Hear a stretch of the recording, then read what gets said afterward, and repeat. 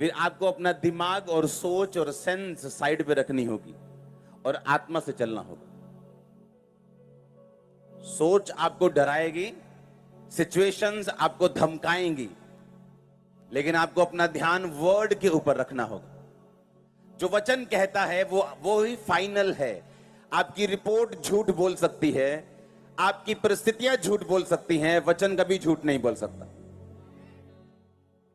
उस समय मेरी सेंस यही कहती थी कि हाँ, मैं लो फील कर रहा हूं क्योंकि मेरी लाइफ में इतनी सारी बीमारियां और प्रॉब्लम्स हैं, और वो सच में हैं, तो ये झूठ तो नहीं है। लेकिन परमेश्वर का वचन कहता है उसके कोड़े खाने से तू चंगा हो चुका है। अब मुझे या तो अपने सेंस के हिसाब से चलना है और या तो मुझे फिर परमेश्वर के वचन के हिसाब से चलना है। अब फैसला मुझे करना है कि मुझे अपनी सेंस देखनी है, जो दिमाग कहता है वो देखना है, या जो परमेश्वर का वचन कहता है वो देखना है। जो कुछ परमेश्वर के दिल में है उसको नीचे उतारने का एक तरीका है। आमीन। और इसीलिए आप चर्च में आए हैं कि उस तरीके को आप सीख सकें। हम चर्च में इसलिए नहीं आए कि हम क्रिश्चियन हैं और हमें एक आज्ञा मिली है कि संडे के संडे चर्च जाना है, तो इसीलिए हम चर्च में आए हैं। जिस चीज को बोलना है ना, वो चीज परफेक्ट होनी चाहिए। हाँ, बहुत कम लोगों को अकल है ये वाली। तैयार हो लेने के लिए? वो स्पिरिचुअल ग्रेस कैच करो right now in Jesus name. अब परमेश्वर के दिल में क्या है? वो कहता तुझे घटी नहीं होगी, मेरे मार खाने से तू चंगा हो चुका है। उसने तुझे ग्रेट होने के लिए बुलाया। उसने कहा क्या तुम नहीं जानते कि मैंने जगत के निर्बलों को, तुच्छों को, गरीबों को, बीमारों को चुन लिया कि जो अपने आप को कुछ समझते हैं उनको शर्मिंदा करें। हालेलुया। तो जो कुछ परमेश्वर ने आपके लिए चुना है, मैंने कहा परमेश्वर आपको स्पिरिचुअल तरीका भी देता है उसको पूरा करने का। इसलिए बाइबल कहती है मसीहत क्या है? एक लड़ाई है। तुम मसीह में हो तो लड़ाई के नीचे हो, और हमारी लड़ाई शैतान के साथ नहीं, किसी पार्टी के साथ नहीं, किसी धर्म के साथ नहीं, किसी समाज के साथ नहीं, किसी मिशन के साथ नहीं, बल्कि शैतान के साथ। और परमेश्वर ने कहा कि मेरे सारे हथियार बांध लो ताकि तुम बुरे दिनों का सामना करके सब कुछ पूरा करके स्थिर रह सको। हालेलुया। अब परमेश्वर आपको हथियार भी देता है, वो आपको तरीका भी देता है इसको समझने का। 2004 में जब मेरे को मेंटली अपसेट के अटैक हो रहे थे, तो देखो परमेश्वर ने मुझे कोई ऐसा केस नहीं था जो मुझसे मैच करे, या मुझे ऐसी कोई टेस्टिमनी नहीं मिल रही थी जो मेरे साथ मैच कर सके कि मैं भाई मेरे को भी ये प्रॉब्लम थी, तू ऐसा कर ले तू ठीक हो जाएगा। एक भी नहीं।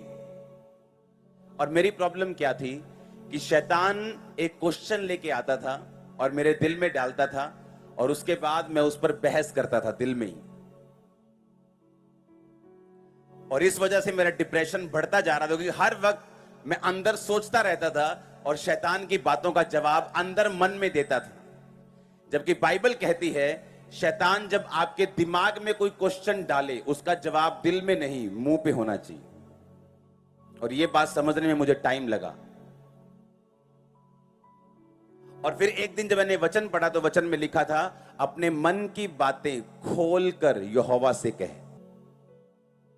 और ये मेरे लिए एक दवाई थी। सुनो, अपनी मन की बातें खोलकर किससे कहे? कि अपने मन में उधड़ बिन लगा रहे। तो पवित्र आत्मा ने मुझे समझाया कि आज के बाद जब भी शैतान तेरे पास आए तो मन में उसके साथ कभी भी बहस नहीं करनी, उसे बोलकर बताना है।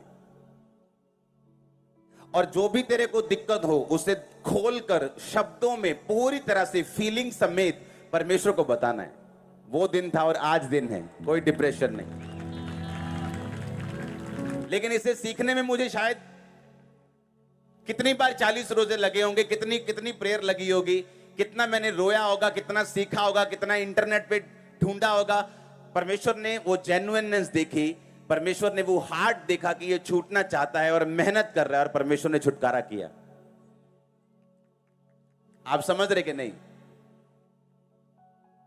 तो परमेश्वर आपको आत्मिक हथियार भी देगा कि आप लोग उस सिचुएशन से छूट सकें जो आपको तंग कर रही।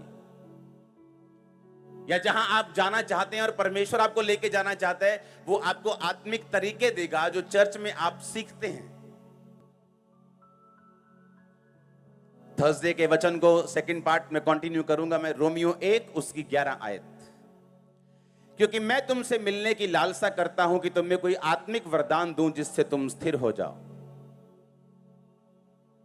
पौलुस क्या कह रहे हैं कि मैं तुमसे मिलने की लालसा रखता हूं, तुम्हें कोई आत्मिक गिफ्ट दूं ताकि तुम क्या हो जाओ, स्थिर हो जाओ। मैं 3 गिनूंगा, आप सब लोग एक मन होके ऊंची आवाज में ये पढ़ेंगे। सब अपनी बाइबल खोल लो, नहीं है तो स्क्रीन की ओर देखो, अगली बार बाइबल लेके आओ। 1 2 3 पढ़ो।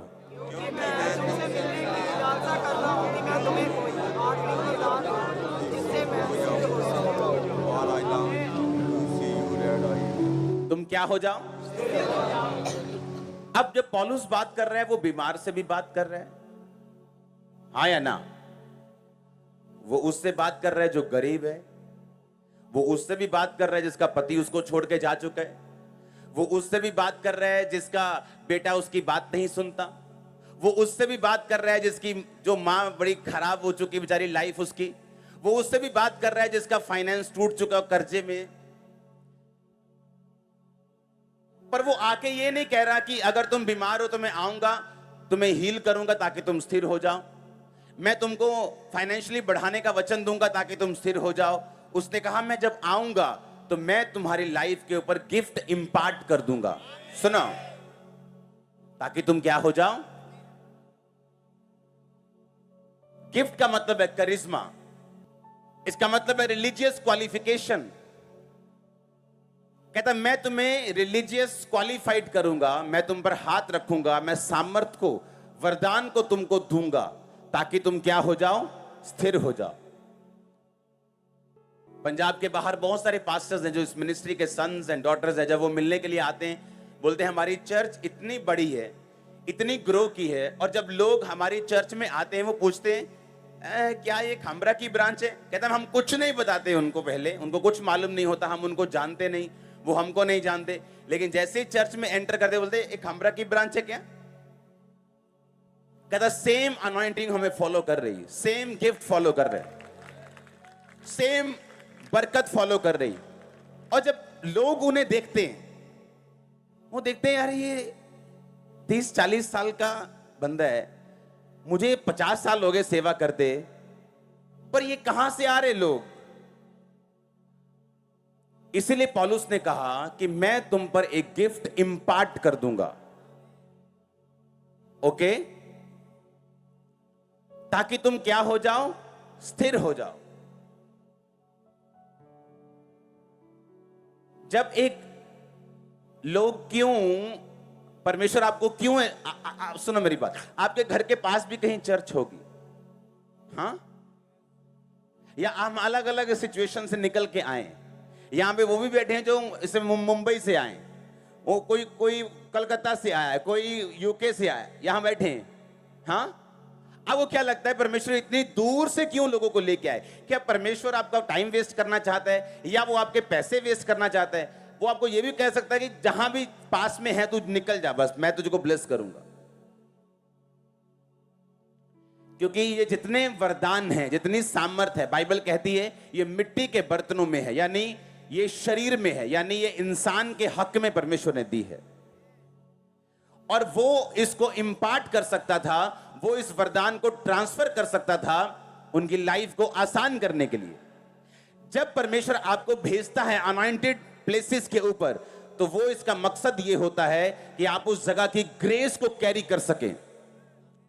अगर मेरी लाइफ में हम इतना बड़ा प्रोजेक्ट चला रहे हैं, कोई कर्जा नहीं, आप पे भी नहीं होगा, ये ग्रेस है, आप ले सकते हैं। आप मेरी बात समझ रहे कि नहीं? कोई डर नहीं, कोई किसी का भय नहीं, कोई कच्चा नहीं, कुछ नहीं, आप वो ग्रेस ले सकते हैं। अफ्रीका में लोग ब्लेस क्यों होते जल्दी जल्दी? वहां क्रिश्चियनिटी क्यों 90% लोग वहां पे देश क्रिश्चियन है, क्यों? उन लोगों ने क्या किया कि जिन लोगों के पास असली मसा था, पवित्रताई थी, ब्लेसिंग थी, उन लोगों ने उनके पास गए, उनके साथ संबंध को स्थापित किया, इंपार्टेशन ली, बीजों को बोया, अपने रिलेशनशिप को कायम किया, खुद की चर्चेस बढ़ी, आगे उनके सन्स डॉटर्स ने फॉलो किया और इस तरह से वो फैलते चले गए। आप मेरी बात समझ रहे कि नहीं? अब यहां कोई कहे पौलुस कौन है, परमेश्वर है क्या? लेकिन बाइबल कहती है जब इस्राएलियों ने परमेश्वर की दुहाई दी, हे परमेश्वर मुझे छुड़ा, तो परमेश्वर ने कहा मूसा चल भाई। किसको भेजा? इंसान को भेजा। किसको भेजा? आपका उत्तर जब परमेश्वर देता है वो आदमी के रूप में आता है।